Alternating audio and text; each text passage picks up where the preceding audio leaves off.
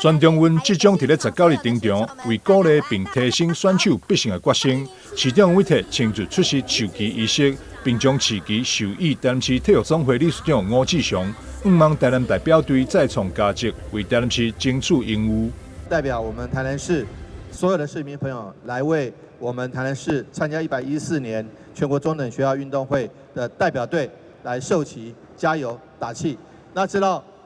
全国中等学校运动会是这个可以说是等级最高的中等学校中学生包括国中、高中的一个运动竞技场合。那也是除了对于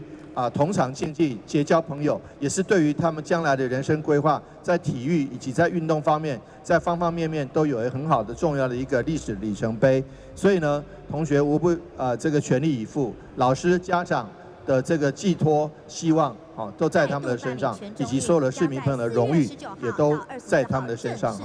黄伟霆表示，台南代表队伫咧113年全中运，总共赢获44名金牌、39名银牌、40名铜牌，总计123名奖牌，实力备受肯定。去年的全中运，台南市拿到44面金牌、39面银牌以及40面铜牌。那今年我们希望能够突破这个数字，能在金牌、在奖牌数上能够再创新高。这几年来见证了我们在顶尖的运动选手的培育上拿出了成果。那也希望说，接下来在全民体育的方面都能够有很好的成绩。随着今年全中运时间接近，台南市以地主的身份迎接来自全国优秀选手。同时也热情邀请全国民众在比赛期间莅临台南，除了是为选手加油，嘛会当感受全长城市的热情甲活力。记者张秀维采访报道。